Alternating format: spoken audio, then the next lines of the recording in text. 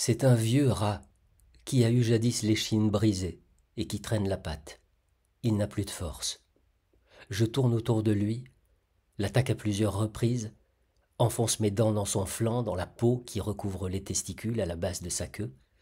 Il piaille à chaque assaut et tente de me mordre à son tour. Je viens de l'atteindre à l'endroit le plus vulnérable, sur le côté du cou. Je sens la veine se déchirer sous mes dents. Le vieux rat essaie en vain de me rendre l'appareil, il est de plus en plus faible, de plus en plus affolé. Renversé sur le flanc, il tremble de peur, le sang coule de ses blessures et de son museau, il agonise.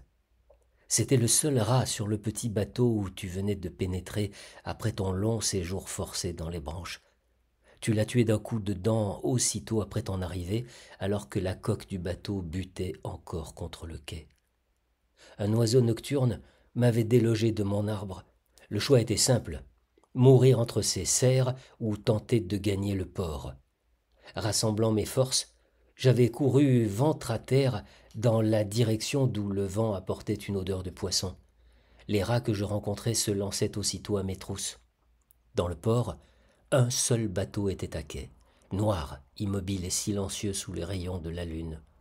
Son bord était un peu en contrebas par rapport au quai. J'ai sauté et atterri sur le plancher du pont avec un petit bruit sourd. Le rat épuisé et malade qui vivait là est tout de suite apparu et s'est jeté sur moi avec la dernière énergie.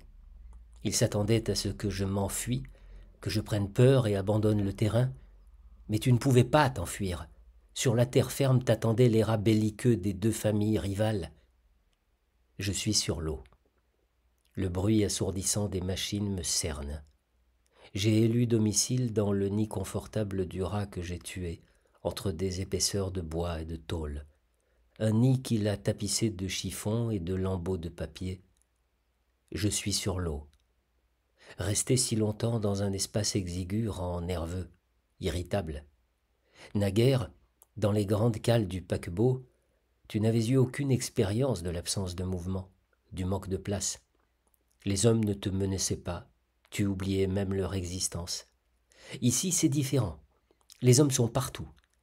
C'est seulement la nuit, lorsque la mer est calme et que l'équipage dort, que je peux déambuler librement dans les sombres entrailles du navire, remplies de cartons qui dégagent une odeur désagréable de tabac. Tu connais ce port, les quais, les bâtiments bas, la poussière soulevée par le vent, tout te paraît familier comme surgi d'un rêve. Mais ce n'est pas un rêve, même s'il m'est arrivé plusieurs fois, en m'éveillant, de prendre conscience que la réalité n'était peut-être qu'une autre forme de songe, ce songe où je vis, où je survis, où j'existe. Non, ce n'est pas un rêve, c'est tout simplement ta mémoire. Le bateau a accosté. Je vais attendre le moment propice et descendre à terre. Je n'en peux plus de courir dans ce petit espace entre les deux bords qui grincent. Voici la nuit. L'échelle de coupée est baissée. Je la dévale en courant. Une énorme lune brillante éclaire les installations portuaires et l'entrée des ruelles qui partent du quai. Je me suis déjà trouvé ici. C'était quand la ville brûlait, quand les obus explosaient. À présent, tout est calme. Dans les rues, des hommes se promènent. On entend au loin le miaulement d'un chat, l'aboiement d'un chien. J'hésite. Vais-je m'aventurer plus avant ou grimper à bord d'un autre bateau pour ne pas risquer de rencontrer les rats, les chats et les chiens d'ici? Je décide de chercher de quoi me nourrir dans les caniveaux et les dépôts d'ordures du voisinage. L'odeur forte et délicieuse du poisson sec t'attire. Un tas de queues, de têtes, de viscères desséchés. Je mange avidement. Les arêtes et les branchies racornies grincent sous mes dents. Un premier rat s'approche, pas très gros, le corps allongé. Il renifle puis lance l'alerte en couinant avant de me mordre à la base de la queue. Je me retourne et lui donne un coup de dent dans la patte. Il fait un bond en arrière, il saigne. Les rats ne me poursuivent pas. Chasser l'intrus leur a suffi. Partout des murs, à moitié détruits par les obus, noircis de suie. Je me souviens de cette ville. La même lune brillait lorsque je me faufilais par les ruelles sombres et désertes. À présent, il y a des lumières partout. On entend les voix gargouillantes des hommes, de la musique. J'ai toujours cette impression d'avoir marché autrefois sur cette route, sur ce pavé inégal, dans la poussière mêlée de crottes sèches. Des hommes passent à côté de moi, je me fige, le corps collé contre le mur. De quoi ai-je peur? Ma couleur grise me rend invisible. Pourtant j'ai peur. Cette rencontre avec les rats m'a rempli d'anxiété. Je ne peux oublier les basses branches de l'arbre où la panique m'a poussé à me réfugier. Il m'est arrivé, à moi aussi, et plusieurs fois, de pourchasser ainsi d'autres rats, de les mordre, de les blesser, de les tuer et de les dévorer. Je connais bien cette haine. C'est la haine de l'intrus, de l'étranger, de celui qui vient d'ailleurs et qui annonce peut-être l'arrivée de beaucoup d'autres qui, s'ils sont aujourd'hui persécutés et tués, se mueront demain en persécuteurs et en tueurs. Du fond de l'égout montent des couinements. La peur m'envahit. Je connais mal le terrain. S'ils se mettent à me poursuivre, j'ai peu de chances de leur échapper.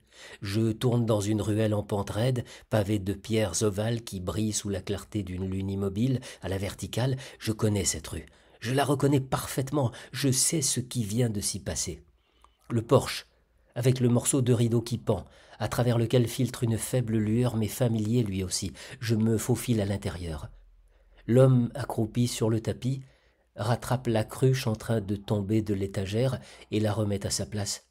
Soudain, je me rappelle la scène. J'étais là lorsque cette cruche est tombée. Dans sa cage aux barreaux de bois sur l'étagère, la poule glousse. Elle a senti ma présence. Tout ce qui est arrivé depuis que je me suis sauvé d'ici n'aurait donc duré qu'un bref instant, le temps que la cruche tombe. Tu as pourtant bien entendu le bruit du récipient d'argile volant en éclats sur le plancher. Tu l'as entendu, mais tu ne fais plus confiance à tes oreilles puisque tu viens de voir, au moment où tu t'es retrouvé ici, le même homme en train de rattraper de justesse la cruche avant qu'elle ne se fracasse au sol. Peut-être me suis-je endormi. Peut-être que tout cela n'était qu'un rêve, toutes ces villes, ces chemins parcourus, ces voyages, ces poursuites et ces fuites.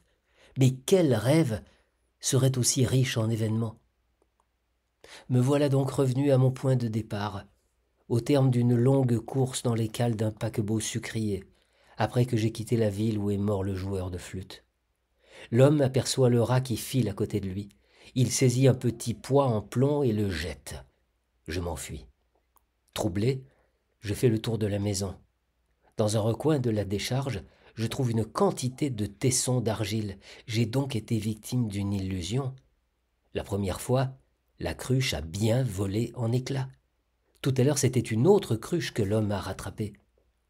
Autour de moi résonnent des couinements furieux, rageurs. Les rats me cernent. Ils approchent de plus en plus près. Prenant mon élan, je rebondis sur la surface dure des tessons et saute par-dessus le mur. C'est seulement en arrivant dans la zone éclairée du quai que je cesse de courir. À moitié mort de fatigue, et ne sachant pas trop si les rats ont renoncé ou non à me poursuivre, je cherche un abri. Suivant les rails de la grue, je me dirige vers d'énormes véhicules métalliques recouverts de bâches ternes.